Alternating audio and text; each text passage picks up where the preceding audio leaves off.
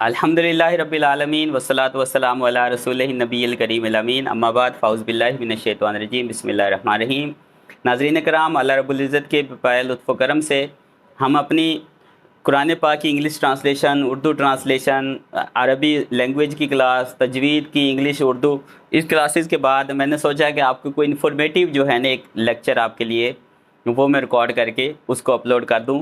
जो नाजरीन, जो व्यूवर्स कंटिन्यूसली देखते हैं, इंशाल्लाह कोई ना कोई ज़रूर बेनिफिट होगा।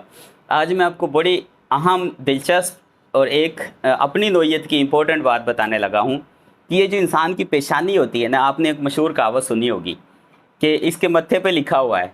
ये लोग अक्सर कहते हैं कि इसके तो पेशानी पे लिखा हुआ है, इसके मत्थे पे लिखा हुआ है। और एक और मशहूर कहावत है, आदतें नस्लों का पता देती हैं। आदत से इंसान नस्ल पहचान जाता है कि इसकी कौन सी नस्ल है। तो एनीवे, आज हम बात कर रहे हैं पेशानी की। देखें, एक बात ज़हन में रखें, कुछ लोग आपकी हथेली देखकर आपका हाल मालूम कर लेते हैं कि इसकी शख्सियत में क्या क्या चीज़ें हैं, जिसको पामिस्ट्री कहते हैं। अब उससे फ्यूचर बताना या उस पर ईमान रखना ये एक अलग बहस है।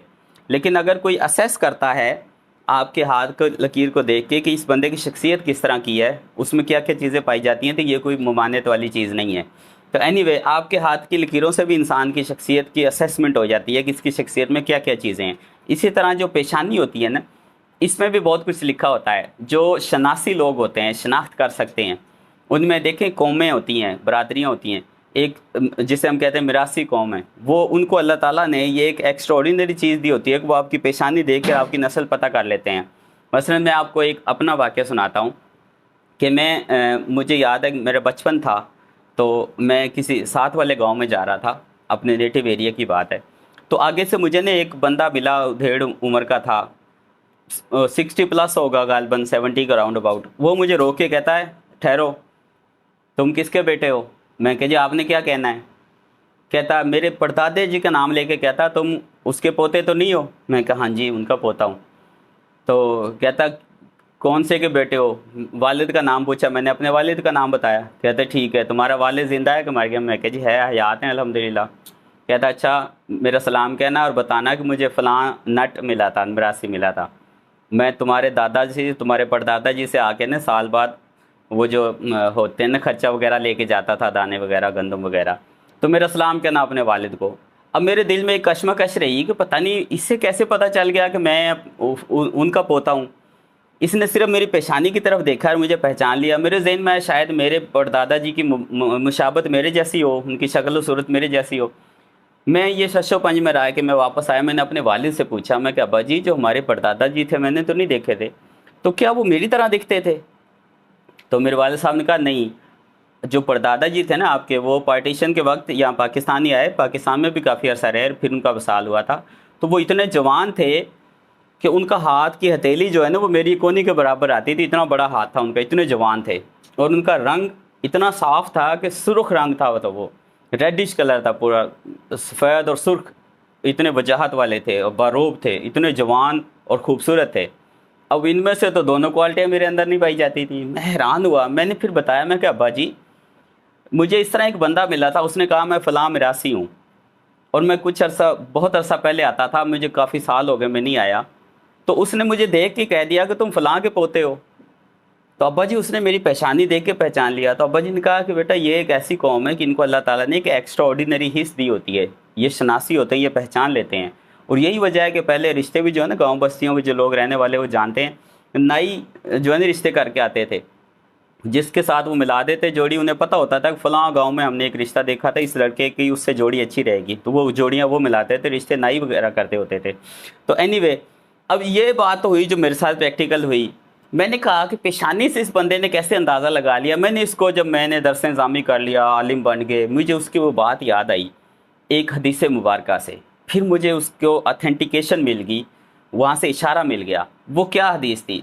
हिस्ट्री पढ़ रहे तो ये सबको पता है, नबी करीम सल्लल्लाहु अलैहि वसल्लम के वालिद ग्रामी हज़रत अब्दुल्ला इंतहाई खूबसूरत थे। जब वो मक्का की गलियों से गुजरते हैं तो मक्का की औरतें उनको दरवाजे में खड़े होकर देखती थीं, उनको इतना लाइक करती थीं। तो हज़रत अब्दुल्ला शर्म हया के पैकर थे, नज़रें नीचे झुका के गुजर जाते।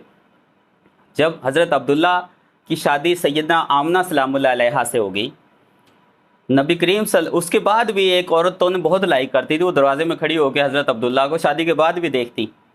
तो एक दिन क्या हुआ, जब नबी करीम सल्लल्लाहु अलैहि वसल्लम का नूर मुबारक सैयदा आमना सलामुल्लाह अलैहा की तरफ मुंतकिल हो गया, फिर हज़रत अब्दुल्ला वहीं से गली से गुजरे तो उस औरत ने हज़रत अब्दुल्ला को देख के चेहरा दूसरी तरफ कर लिया।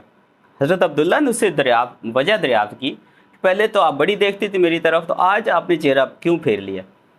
तो उस औरत ने कहा कि मुझे पहले आपकी पेशानी में, आपकी फोरहेड में एक नूर नज़र आता था, वो जो मुझे आपकी तरफ अट्रैक्ट करता था, खींचता था, लेकिन आज मुझे वो नूर नज़र नहीं आया, तो इसलिए ना मुझे कोई अट्रैक्शन नहीं हुई, तो मैंने चेहरा उधर कर लिया। वो नूर सरकार दो जहां सल्लल्लाहु अलैहि वसल्लम का नूर था, जो सैयदा आमना सलामुल्लाह अलैहा की तरफ मुंतकिल हो गया।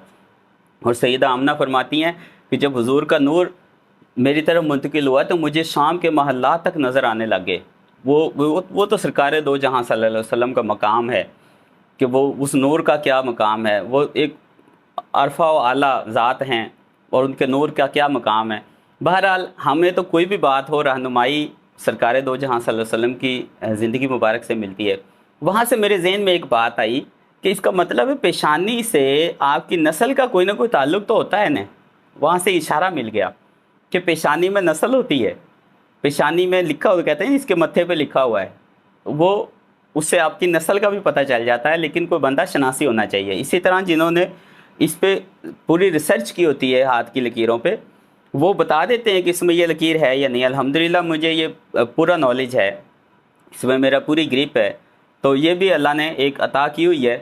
लेकिन उसको लोग कोई कहता है ये जायज़ नहीं है, कोई कहता है कि ये शिरक में आ जाता है, कुफर में आ जाता है, ऐसी बात नहीं है। ये एक असेसमेंट है। इंशाल्लाह इस पर फिर मैं लेक्चर डिलीवर करूँगा और बाकायदा एक वीडियो इस पर मैं विद प्रूफ अपलोड करके, रिकॉर्ड करके अपलोड करूँगा। तो उम्मीद करता हूँ कि आपको आज की वीडियो पसंद आई होगी। इंशाल्लाह मिलते हैं अपनी अगली वीडियो में। अल्लाह हाफिज़।